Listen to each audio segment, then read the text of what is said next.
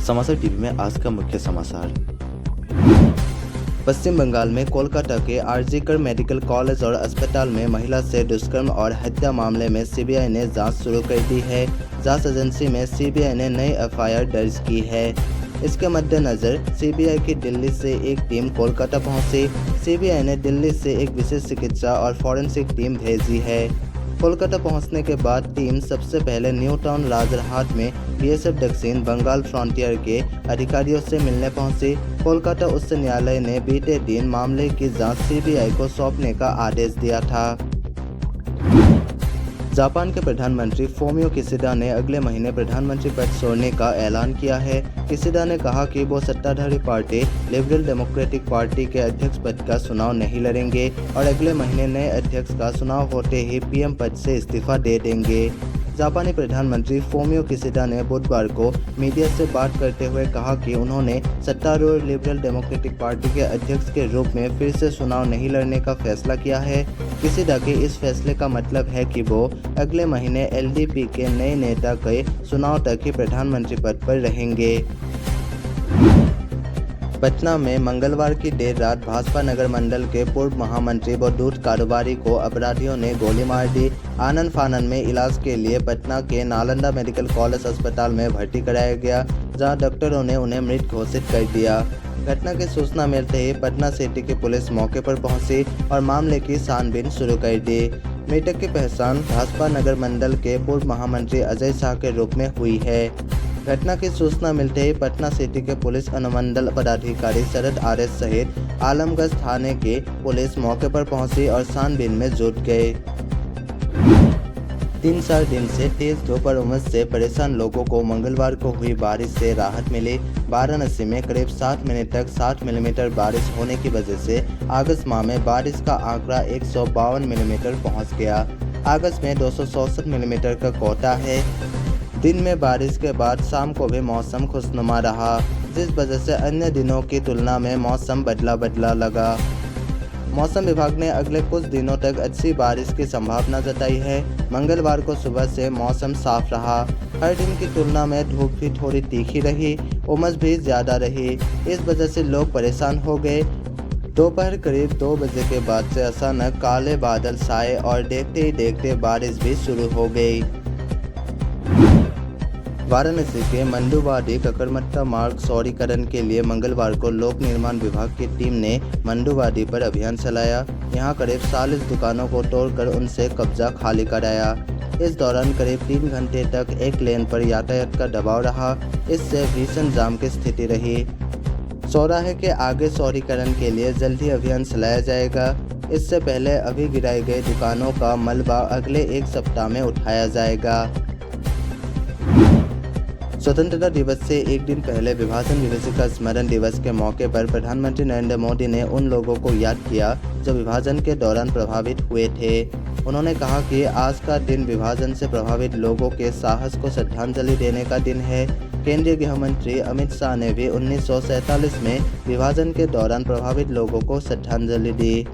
इस दौरान शाह ने कहा कि जो राष्ट्र अपने इतिहास को याद रखता है वो अपना भविष्य बनाने के साथ एक शक्तिशाली देश के रूप में उभर सकता है। पीएम मोदी ने सोशल मीडिया प्लेटफॉर्म एक्स पर पोस्ट करते हुए कहा कि विभाजन विभीषिका स्मरण दिवस पर हम उन लोगों को याद करते हैं जो विभाजन के दौरान प्रभावित हुए थे। यह उनके साहस को श्रद्धांजलि देने का दिन है। विभाजन के दौरान कई लोग प्रभावित हुए, उन्हें अपना जीवन फिर से शुरू करना पड़ा। आज हम अपने राष्ट्र में एकता और भाईचारे के बंधन की रक्षा करने की अपनी प्रतिबद्धता को दोहराते हैं। पश्चिम बंगाल की सत्ताधारी पार्टी तृणमूल कांग्रेस के सांसद सुखेंदु शेखर ने भी डॉक्टर के दुष्कर्म और हत्या के विरोध में होने वाले विरोध प्रदर्शन में शामिल होने का ऐलान किया है। तृणमूल कांग्रेस सांसद ने सोशल मीडिया पर साझा एक पोस्ट में विरोध प्रदर्शन में शामिल होने का ऐलान किया। टीएमसी के राज्यसभा सांसद सुखेंदु शेखर रे ने सोशल मीडिया पर लिखा कि कल मैं प्रदर्शन में शामिल होने जा रहा हूं, खास तौर पर इसलिए क्योंकि लाखों बंगाली परिवारों के तरह मेरी भी बेटी है और पोती है। हमें इस अवसर पर आगे आना चाहिए। महिलाओं के खिलाफ क्रूरता बहुत हो चुकी। आइए हम सब मिलकर इसका विरोध करें, चाहे कुछ भी हो जाए। सपा नेताओं में गुटबाजी और आपसी खींचतान जगजाहिर है। मंगलवार को लखनऊ में पार्टी के राष्ट्रीय अध्यक्ष अखिलेश यादव के सामने सपाइयों में खूब घमासान हुआ। एक दूसरे की पोल खोल दी, गंभीर आरोप लगाए गए। लोकसभा चुनाव में हार का ठिकरा एक दूसरे पर फोड़ा गया। अखिलेश यादव ने भी नाराजगी जताई और कहा कि और बेहतर ढंग से अगर चुनाव लड़ाया जाता तो जीत होती।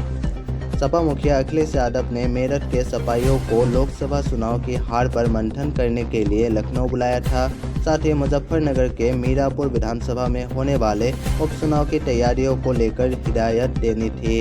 इसमें सपा विधायक, पूर्व व वर्तमान जिलाध्यक्ष, राष्ट्रीय व प्रदेश स्तर पदाधिकारी आदि शामिल हुए।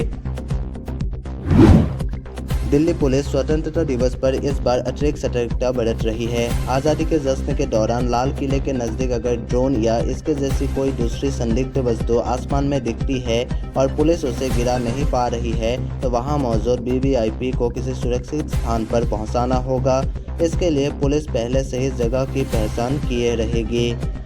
मंगलवार को आला पुलिस अधिकारियों के साथ बैठक में पुलिस आयुक्त संजय अरोड़ा ने सख्त हिदायत दी है कि सुरक्षित जगह का चुनाव सुनियोजित तरीके से हो। इसके लिए पहले से ही रिहर्सल भी कर लिया जाए। दिल्ली के सार्वजनिक परिवहन के बुनियादी ढांचे को और मजबूत करने की दिशा में दिल्ली सरकार ने बड़ी पहल की है।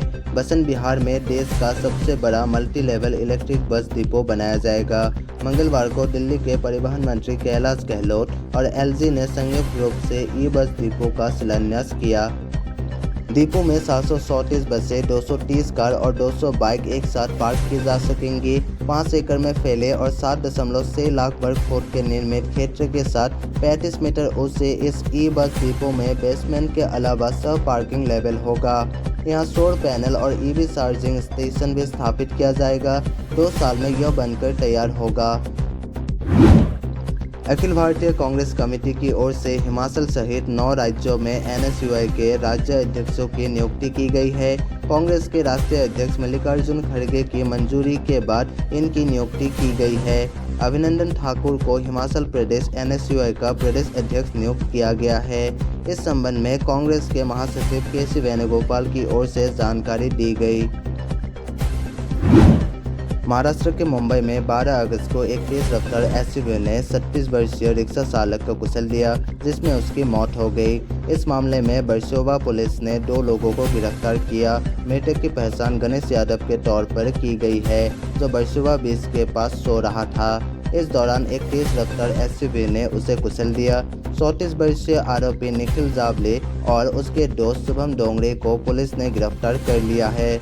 उनके खिलाफ गैर इरादतन हत्या का मामला दर्ज किया गया है।